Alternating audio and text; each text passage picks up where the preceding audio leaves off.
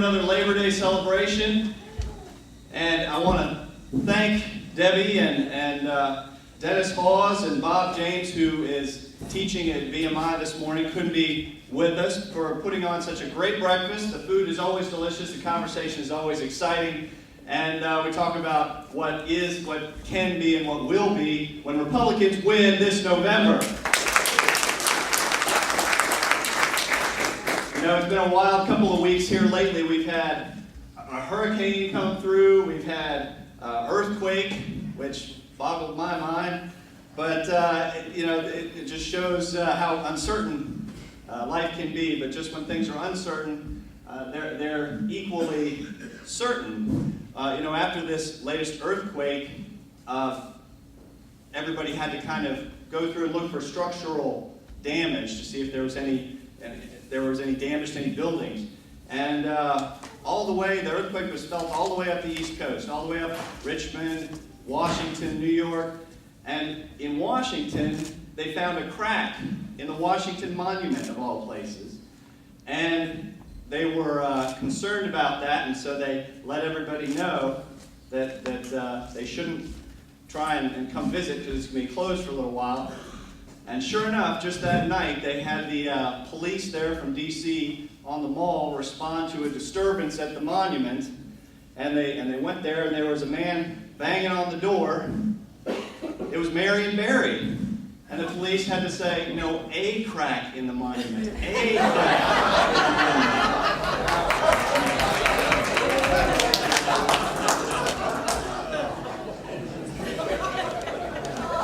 Again, it's good to be with you all this morning, with our great Congressman Bob Goodlatte, our great 6th District Chairman Wendell Walker, and Sandy Gates, our fantastic 6th District Secretary. All the candidates locally, I hope will all support this November, running for these constitutional offices. And to TJ Aldis, who I've seen at a bunch of campaign locations around Rockbridge County. He's been doing a great job stumping around, and I want to thank particularly his wife Amber and his children Addison, Helena, and Ammon, who are here this morning and who have done a great job supporting their dad as he's been working so hard to win this Senate seat this November. Let's give them another round of applause.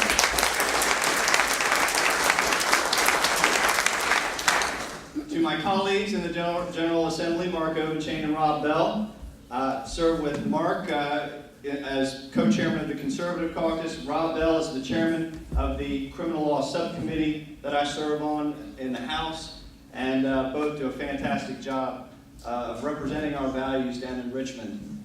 And to our candidates for federal office next year, I want to welcome them as well. Jamie Radke, Karen Kwiatkowski, Scott Danner. I believe that Debbie's going to introduce them at a later date, but welcome to all candidates for office here today. You know, the number of Republicans who are running on the local ballot is amazing this year. It's fantastic to see so many folks running for sheriff as a Republican, for Commonwealth's attorney as a Republican, for treasurer as a Republican. And there's a reason why people want to run as Republicans. It's because when you see Republican, you know what they stand for. You know that they stand for rock-solid, conservative values of faith, family, and freedom.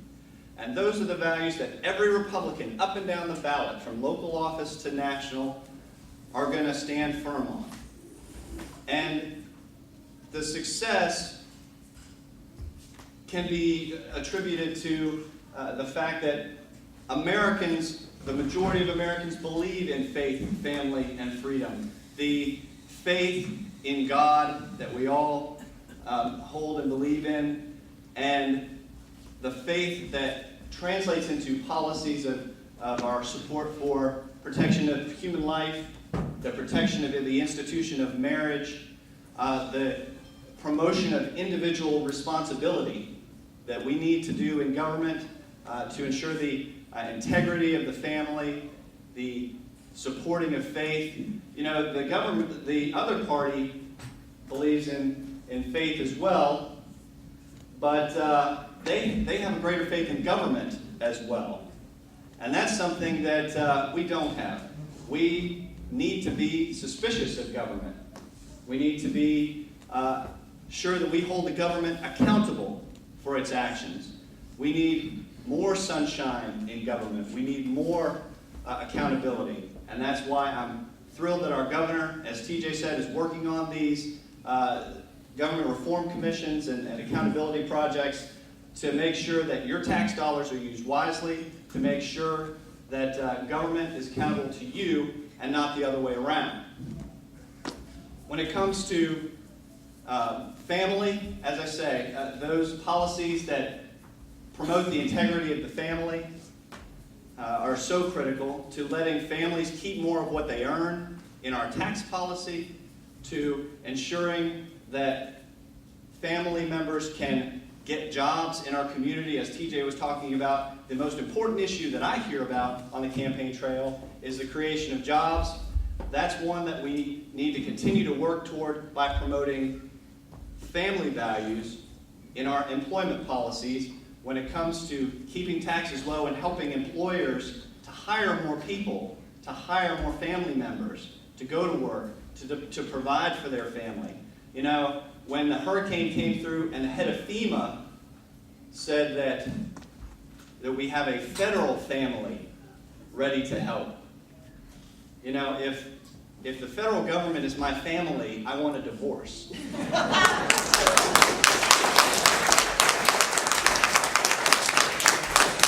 Finally, the value of freedom. You know, there's nothing more important than the values that our founding fathers put into those documents that we continue to live by today.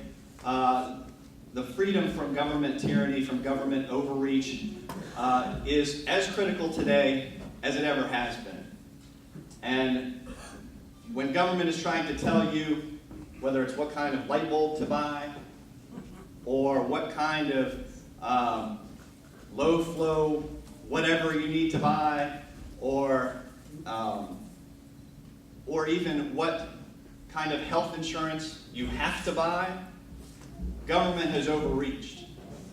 And we need to work hard, whether it's in Richmond or Washington or Buena Vista, to protect those freedoms that you and I hold dear, to live our lives, to protect our families, to provide for our families, and to live and work in our community to make this the country that our founders envisioned. Not a country where the freedom is not a freedom for families and individuals.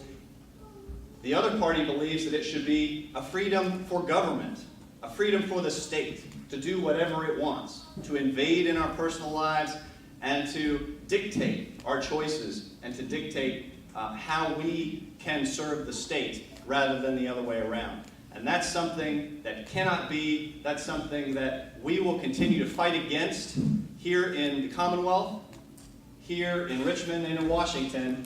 The people's voice will be heard when it comes to their freedoms and protecting those freedoms that are so important to our founders.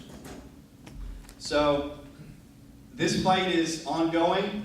It's a fight that is going to culminate next November. So I hope to see twice as many people here next Labor Day. But for those of us who are the tried and true, who are the party regulars, who are here today, fighting the strong fight and fighting to protect those values of faith, family, and freedom, I thank you for being here. I thank you for the support that you've given me over the past 5 elections. This is the first one.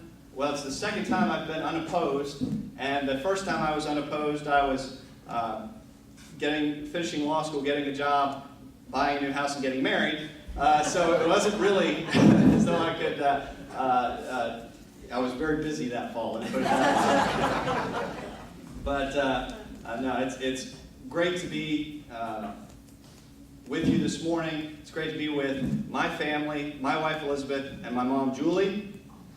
And I thank you for your support and look forward to continuing to represent the values and the families of the 24th House District in Richmond next year. Thank you very much.